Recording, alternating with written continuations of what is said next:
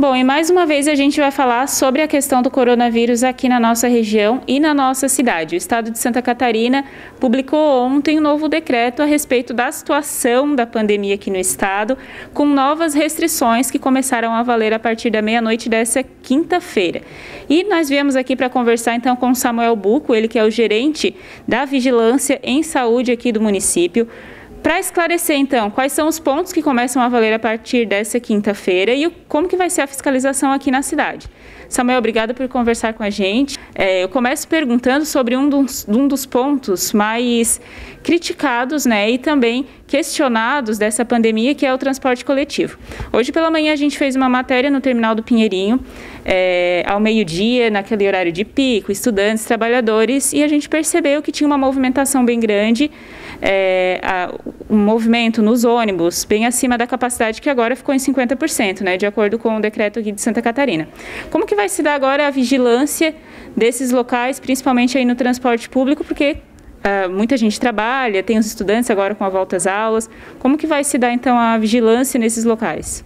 Certo. Bom, esse decreto ele foi publicado ontem, né, no meio da noite, e aí já entramos em contato com as empresas, informando a validade a partir da meia-noite. As empresas nos informaram que todas as escalas já estavam montadas, né, e aí em função da falta de tempo, não houve, né, essa condição para eles se prepararem pela manhã, porém, às 9 horas da manhã, já em reunião com todas elas, informamos que todas as medidas ao longo do dia devem ser adotadas pelos próximos 15 dias. Né? Então, tanto a vigilância sanitária quanto os demais órgãos de fiscalização já estão nas ruas, fazendo as inspeções nas linhas, para que então a capacidade de 50% dos passageiros sentados seja respeitada de acordo com o decreto estadual. Então, só para o pessoal poder entender, quem está acompanhando a gente, 50% da capacidade dos passageiros sentados. Então, em tese, não poderia ir aquele pessoal que vai em pé, só sentado em cada ônibus. Exatamente. Os ônibus aí têm uma média de 44 lugares sentados, né? Então, 50% disso seria em torno de 22 lugares, ou seja, 22 passageiros sentados nas poltronas. Uma outra questão ainda em relação ao transporte público.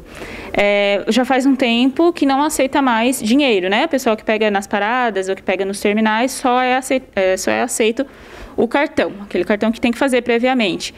A alegação das empresas de ônibus é que essa medida é para combater o coronavírus, tem a questão da cédula, enfim, para evitar ter o contato. Só que em contrapartida tem um número alto de pessoas dentro dos ônibus lotado e tal. Como que a vigilância vai atuar nesse sentido, já que acaba sendo contraditório, né? Não aceita dinheiro por conta da pandemia, só que ônibus cheio. Realmente, né, é um contraponto, o papel moeda sim é um vetor, né, de transmissão da Covid, então foi nesse sentido que foi adotada essa estratégia, porém em função da lotação, acaba se contradizendo, né, os dois itens.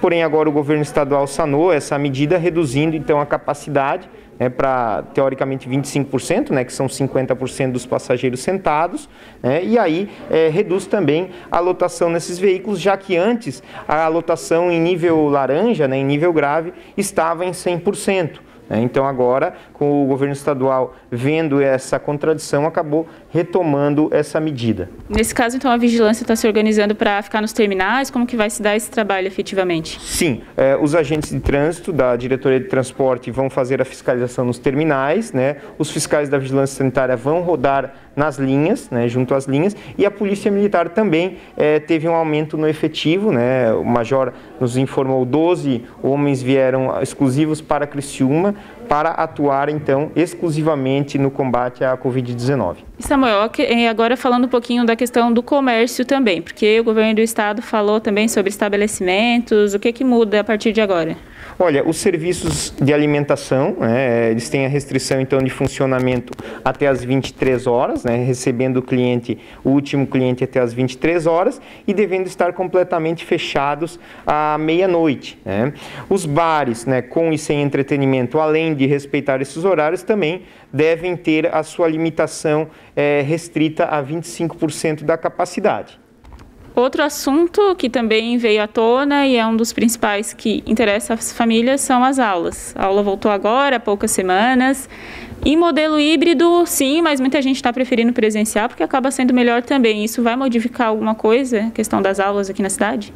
Olha, o governo estadual não editou nada em relação às aulas, então, desde o final do ano passado, através de uma lei estadual aprovada na Assembleia Legislativa, tornou os serviços de educação essenciais, e os decretos, então, fizeram os regramentos, então, todas as escolas existem planos de contingência que devem seguir, são aprovados pelo Comitê Municipal, que é composto por todos os órgãos de fiscalização, e essas aulas, então, por enquanto, ainda continuam de acordo com todos os regramentos contidos nesses planos de contingência. E a questão de igrejas, templos religiosos também vai ter restrição, né?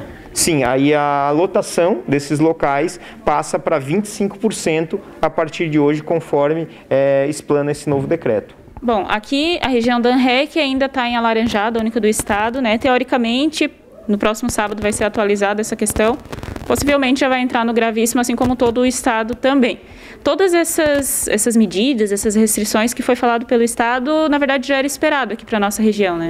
Sim, já era esperado. Nós fomos a única região que no sábado passado permaneceu em nível grave, mas sem dúvida nenhuma no próximo sábado, com a atualização da matriz semanal, vamos passar para a condição gravíssima, condição vermelha.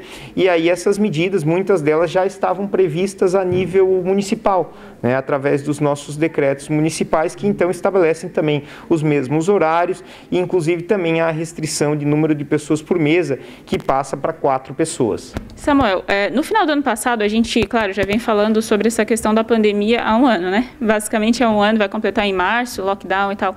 Mas no final do ano tinha muito o temor do que aconteceria ali em janeiro, porque daí passou a festa de Natal, as festas de Natal, o Ano Novo, e tinha muito temor em relação ao que aconteceria lá no início de janeiro. Aconteceu que não ficou tão grave assim quanto o esperado, só que está estourando agora, né? É que você acha que se deve essa nova onda aí, que agora a situação está bem grave aqui na nossa região também, seria a questão do verão, praias, o que se deu agora para a piora da situação?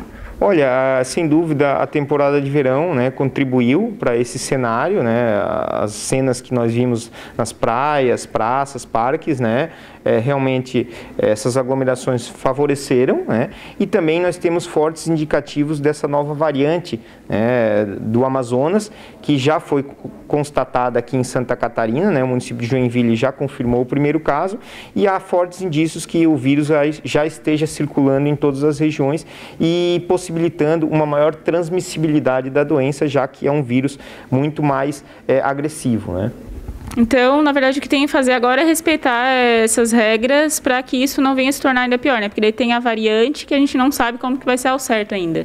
Exatamente. Nesse momento, toda a cautela é recomendada, Todas as regras, as medidas não farmacológicas devem ser reforçadas, A parte do uso de máscaras, o distanciamento social, a higienização tanto das mãos quanto dos ambientes, a ventilação natural dos ambientes. Tudo isso deve ser reforçado ainda mais, para que a gente possa tentar conter a disseminação da doença mais uma vez aqui na nossa região.